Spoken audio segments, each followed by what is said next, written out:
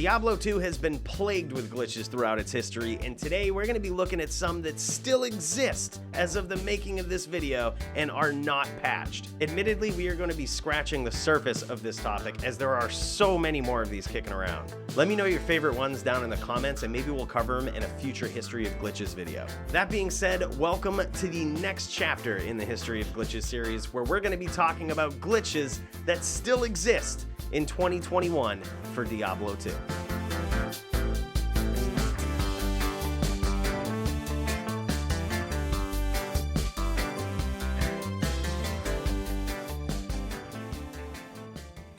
Starting off with a bug that everyone knows and loves, the Andariel Quest Bug. This bug is extremely easy to pull off and super useful for finding items. Act bosses have two different drop tables, one that refers to the time that you kill them for quest, and the other that refers to any other time that you kill them. The quest drop table is significantly better. If it ever seemed like you got the best drops from Mephisto the first time you killed him, it's because you did. There's a unique bug that exists with Andariel that allows you to lock in those quest drops permanently.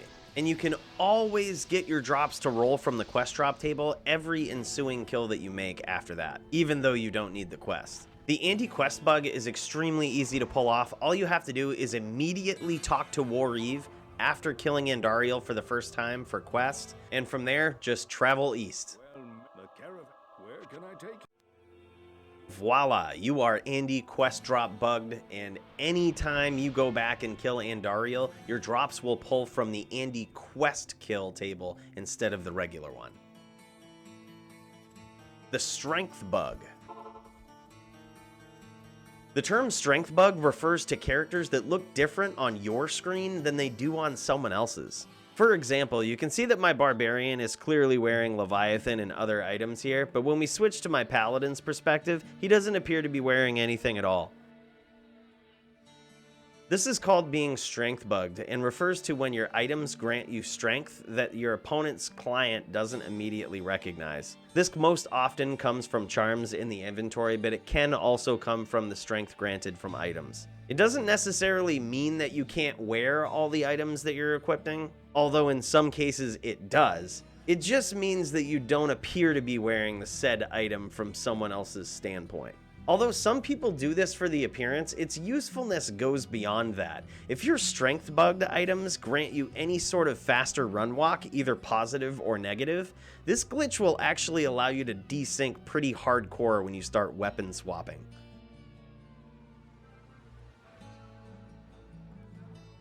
Tomb Viper Poison Clouds. We're all familiar with that dreaded sound in the halls of Vought.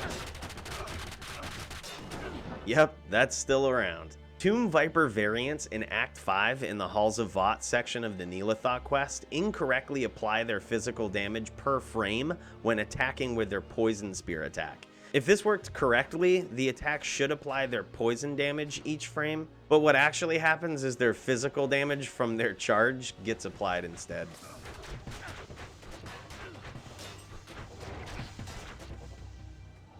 The Baal Wave Skip. Marking the first significant single-player sequence break in the game's history, the Baal Wave Skip is a very, very useful glitch. Whether you're speedrunning the game or find yourself significantly underpowered by the time you reach Baal's minions, this glitch can allow you to get through all of Baal's minions without ever laying a hand on them. By walking a fine line of where monsters are loaded and unloaded, you can actually trick the game, or trick Baal in this case, to thinking that you've killed his minions even though they just never loaded. The setup for this is very specific and takes some practice to get used to, but when you do, it can turn into a hell of a time save. Especially whereas Baal's minions don't have the same MF drops you would expect from other higher level unique monsters, this glitch can just allow you to cheese your way through those and get to Baal as quickly as possible.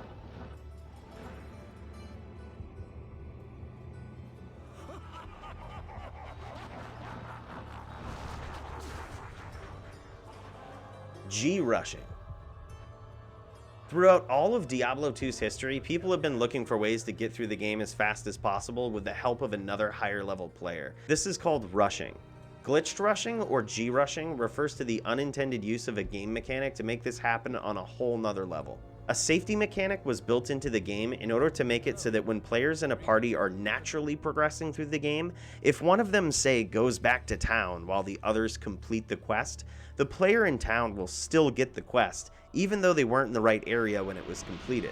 This happens as long as any player who needs the quest is there to see it through to its completion. This works with almost any quest in the game with the exception of the Ancient's Passage. This mechanic has been used quite thoroughly over time, and it's most commonly used to bring level 1s all the way to hell difficulty. They do this by partying a higher level character, or a bumper, that also needs the Baal quest. As mentioned, this will grant the lower level character the Baal quest, allowing them to move on to the next difficulty, even though they can't even enter the throne room.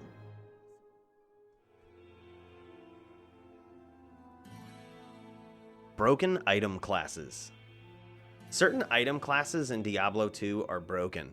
They don't represent what they actually are. Scepters, for example, are listed as maces, which is misleading to new players trying to make rune words out of them. Even some special items just have a weird class that doesn't actually represent what they really are. For example, Wurt's Leg is also listed as a mace, but if you try to make common rune words in it, even rune words that can be made into more general things such as melee weapons, they just don't work.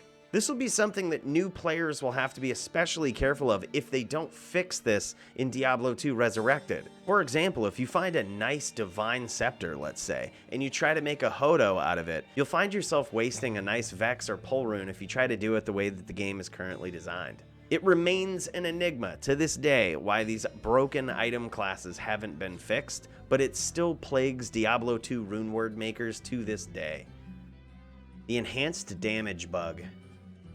We first alluded to this in the LLD Charger build video. This is a long-known bug in the game that actually incorrectly calculates your enhanced damage. Basically, if you put your enhanced damage jewels into non-weapon items in the wrong order, it can negatively impact your character's damage. Again, this only applies to items that are not weapons. Long story short, always socket your enhanced damage jewels first. And when you do so, make sure that the item you're putting them into does not have max or min damage inherently on it. Here's a chart that explains every case scenario where you could socket jewels into an item that have enhanced damage. A general rule of thumb is if you put minimum damage jewels in first, the enhanced damage only affects the maximum damage and vice versa. If the item says adds damage, that means it's giving plus something to minimum damage and plus something to maximum damage. In those instances, if you insert an enhanced damage jewel after putting one of those jewels into your item,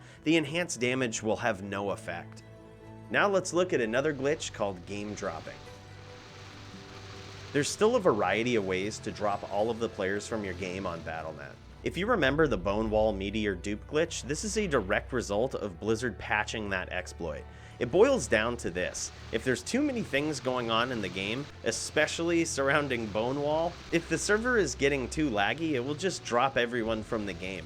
Casting Meteor and Bone Wall will drop all players from the game nowadays, but in this instance, we're using rabies to spread poison quickly throughout a Bone Wall.